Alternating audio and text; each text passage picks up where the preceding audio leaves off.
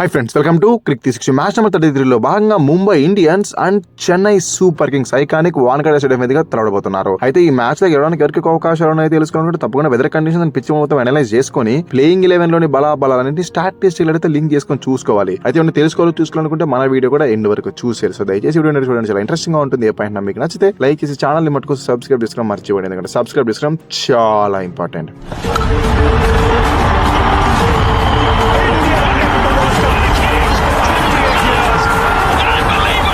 First things first, weather conditions ఎలా ఉంటాయి అంటే హైస్ 34 degrees ఉంటుంది, లో 28 degrees. ఇంకా మ్యాచ్ టైంలో బిట్వీన్ 29 degrees to 32 degrees మధ్యలో ఉంటుంది. హ్యూమిడ్ కండిషన్స్ కూడా ఆన్ యావరేజ్ 41% దాకా ఉంటాయి. మ్యాచ్ టైంలో 65% ఇంక్రీజ్ అయ్యే ఛాన్సెస్ ఉన్నాయి. పిచ్ కండిషన్స్ ఎలా ఉన్నాయంటే ఫుల్ బ్యాటింగ్ ప్యారడైజ్. ఈ సీజన్ ఆడిన ప్రతి మ్యాచ్ లోను ఆల్మోస్ట్ ఎవ్రీ ఇన్నింగ్స్ లోను 220 పోస్ట్ చేయగలిగింది టీం. దానివల్ల బ్యాటింగ్ ఫ్రెండ్లీ వికెట్ గా ట్రీట్ చేయొచ్చు. బట్ పక్కన అరేబియన్ సీ ఉంటుంది, ఎయిర్ ఫ్లో కూడా బాగానే ఉంటుంది. కాబట్టి ఇనిషియల్ బౌలింగ్ చేసే టీం బాల్ ని స్వింగ్ చేసే ఛాన్సెస్ హెవీగా ఉంటాయి. పిచ్ నుంచి హెల్ప్ కూడా ఉంటుంది. ఫస్ట్ 30-40 minutes పిచ్ ఎప్పుడైతే ఫ్రెష్ గా ఉంటుందో అప్పుడు ఈవెన్ బౌన్స్ అండ్ స్వింగ్ చేయడానికి కూడా పాసిబిలిటీ ఉంటుంది. కాబట్టి దాన్ని యూటిలైజ్ చేసుకోవడానికి టాస్ గెలిచిన కెప్టెన్ ఎవరైనా బౌల్ ఫస్ట్ ప్రిఫర్ చేస్తాడు. ఇక్కడ ఈ మ్యాచ్ లో టాసే సగం మ్యాచ్ డిసైడ్ చేసింది. ఎందుకంటే ఫస్ట్ బౌలింగ్ చేసే టీం కి పిచ్ నుంచి హెల్ప్ ఉంటుంది. దాంతో పాటు సెకండ్ బ్యాటింగ్ చేస్తున్నప్పుడు డ్యూ ఫ్యాక్టర్ ఎక్కువ ఉండడం వల్ల బాల్ బ్యాట్ పైకి అద్భుతంగా వస్తుంది. కాబట్టి చేజ్ చేయడం ఈజీగా మారిపోతుంది. స్టాట్స్ కూడా మొత్తం 128 మ్యాచెస్ జరిగితే ఇక్కడ 70 times చేజ్ చేసిన టీమ్స్ గెలిచాయి. సో దాని వల్ల టాసే సగం మ్యాచ్ డిసైడ్ చేసింది. కెప్టెన్ బౌల్ ఫస్ట్ ప్రిఫర్ చేస్తే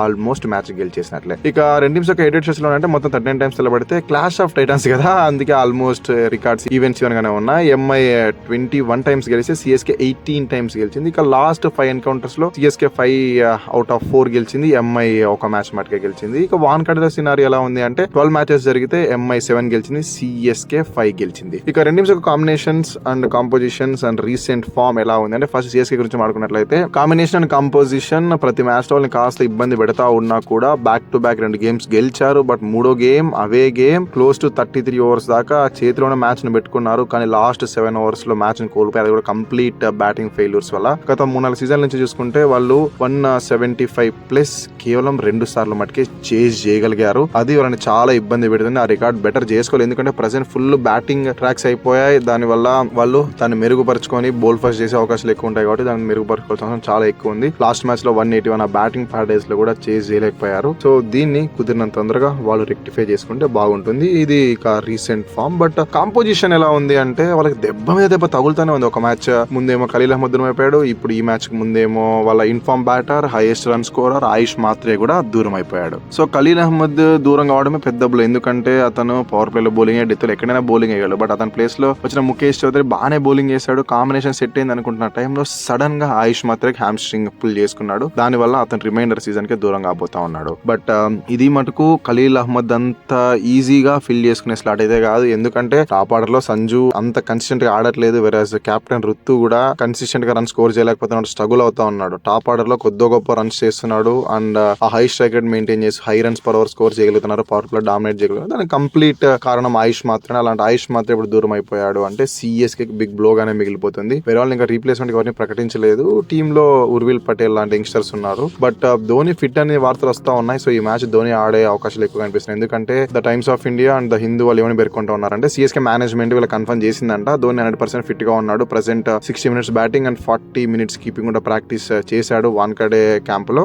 కంప్లీట్ బాల్ అతని కోర్టులోనే ఉంది. వెదర్ ఇంపాక్ట్ ప్లేయర్ ఆడాలి, అసలు ఆడాలా లేదా ఫుల్ ప్లేయర్ ఆడాలి. ఎందుకంటే ఫిట్ గా ఉన్నాడు కాబట్టి కాల్ అతను తీసుకుంటేనే బాగుంటుంది. మేనేజ్మెంట్ కన్ఫర్మ్ చేసిన వీళ్ళు వెబ్సైట్ అయితే పేర్కొన్నారు. సో ఒకవేళ ఆయుష్ మాత్రే ఇంజురీ కారణంగా సీజన్ తప్పుకున్నాడు కాబట్టి ధోని ఈ మ్యాచ్ లో లైక్లీ ఆడరని నేను అనుకుంటాను. ఇంకొక చేంజ్ కూడా ఎక్స్పెక్ట్ చేస్తాను. ఏంటంటే లాస్ట్ మ్యాచ్ లో వాళ్ళు మ్యాథ్యూ షార్ట్ తెచ్చుకున్నారు. ఎందుకు లెఫ్ట్ హ్యాండర్స్ ఎక్కువ మంది ఉన్నారని. బట్ ఈ మ్యాచ్ నేను అనుకుంటా ఉన్నానంటే అఖిల్ హుసేన్ తెస్తారేమో అనుకుంటా ఉన్నా. ప్రెసెంట్ వాళ్ళ బ్యాటింగ్ బానే ఉంది. బట్ బౌలింగ్ ఆ స్పిన్ డిపార్ట్మెంట్ కాస్త వీక్ అనిపించింది. లాస్ట్ మ్యాచ్ లో క్రూషియల్ పవర్ ప్లే లో లెఫ్ట్ హ్యాండర్స్ ఎక్కువ ఉన్నారని మ్యాథ్యూ షార్ట్ 3 ఓవర్లు వేస్తే అతను close 12 runs per over leak చేశాడు. బ్యాటింగ్ లో కూడా 26 balls 31 runs హెవీగా బాల్స్ వేస్ట్ చేశాడు. సో అతని వల్ల పెద్ద యూజ్ ఏం లేదు. కాబట్టి అఖిల్ హుసేన్ తెచ్చుకుంటే కనీసం ఆ స్పిన్ అన్న స్ట్రెంత్ అని అవుతుంది. కాబట్టి మ్యాథ్యూ షార్ట్ ప్లేస్ లో అఖిల్ హుసేన్ ఇంపాక్ట్ ప్లేయర్ అనుకుందాం. ఒకవేళ వికెట్లు గనక ఎక్కువ పడకోకుండా ఫస్ట్ బ్యాటింగ్ చేసే అవకాశం వచ్చి వికెట్లు కాపాడుకుంటే గనక ఒకవేళ అఖిల్ హుసేన్ వద్దు అనుకుంటే మీరు ఇంకొక పేస్ ట్రై చేసి ఒకవేళ వికెట్లు గనక ఎక్కువ పడే కావాలనుకుంటే అఖిల్ హుసేన్ ఆర్ ప్రశాంత్ వీర్ ఎలా అయినా వెళ్లే అవకాశం ఉంటుంది. కాబట్టి నేను ఈ 2 చేంజెస్ ప్రిడిక్ట్ చేస్తా ఉన్నా. ఆయుష్ మాత్రే ప్లేస్ లో ధోని అండ్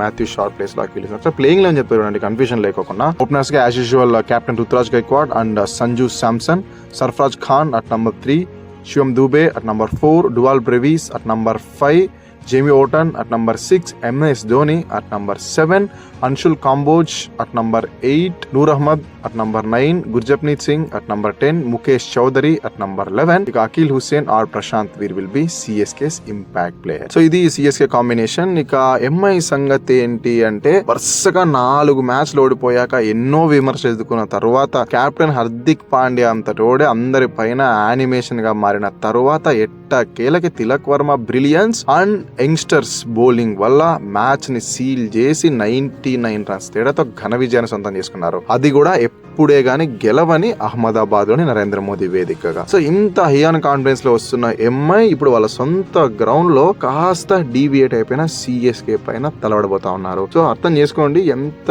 అడ్వాంటేజ్ ఎంఐకి ఉంటుంది. ఎందుకంటే వాళ్ళు లాస్ట్ మ్యాచ్ యంగ్స్టర్స్ ఎక్కువ మంది వెళ్ళినా కూడా వాళ్ళు మ్యాచ్ గెలిచారు. బట్ అవి చాలా అగ్రెసివ్ కాల్స్ లాగా కనిపించాయి. సో నేను ఈ మ్యాచ్ కి ఏమనుకుంటున్నాను, రోహిత్ శర్మ ఫిట్ గా ఉండడం కూడా న్యూస్ వచ్చింది కాబట్టి స్టార్టింగ్ టాప్ ఆర్డర్ లో ధనుష్ మాలవర్ ప్లేస్ లో రోహిత్ శర్మని తీసుకొస్తారు అనుకుంటాను. ఇక క్రిష్ భగత్ లాస్ట్ మ్యాచ్ లో 2 ఓవర్లు ఇచ్చారు, అద్భుతంగా బౌలింగ్ చేసిన పవర్ ప్లే లో 10 రన్స్ మటుకే ఇచ్చాడు. సో విన్నింగ్ స్ట్రీక్ వెళ్తా ఉన్నారు కాబట్టి మరి ఠాకూర్ నో లేదంటే దీపక్ చహర్ తెచ్చే ఛాన్స్ అయితే కనిపించలేదు. ఎందుకంటే ఫారిన్ స్పిన్నర్స్ అయినా మిచెల్ శాంట్నర్ అండ్ అలాగా Zampa they done are exceptionally well కాబట్టి ట్రెంట్ బోల్ట్ అయితే తీసుకొచ్చే ఛాన్సెస్ లేవు.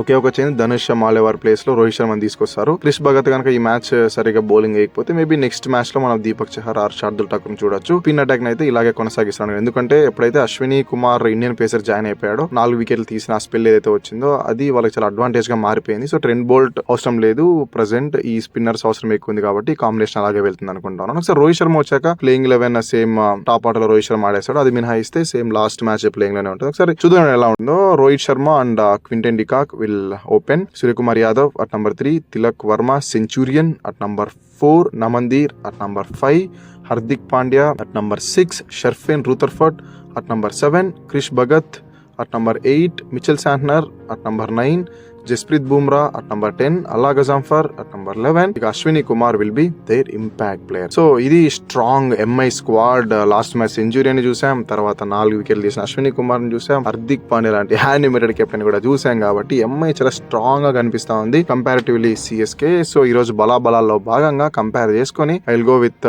Mumbai Indians for today. So ఇది నా అనాలిసిస్ అండ్ నా ప్రిడిక్షన్స్. దీనిపై మీ ఫ్రెండ్స్ ఉంటే కింద కామెంట్ తెలియజేయండి. మన నెక్స్ట్ వరకు అందరికీ సెలవు. Thank you so much watching this video. అటు వీడియో వస్తే లైక్ చేసి ఛానల్ మటుకు సబ్స్క్రైబ్ చేసుకోవడం మర్చిపోయింది. సబ్స్క్రైబ్ చేసుకోవడం చాలా ఇంపార్టెంట్.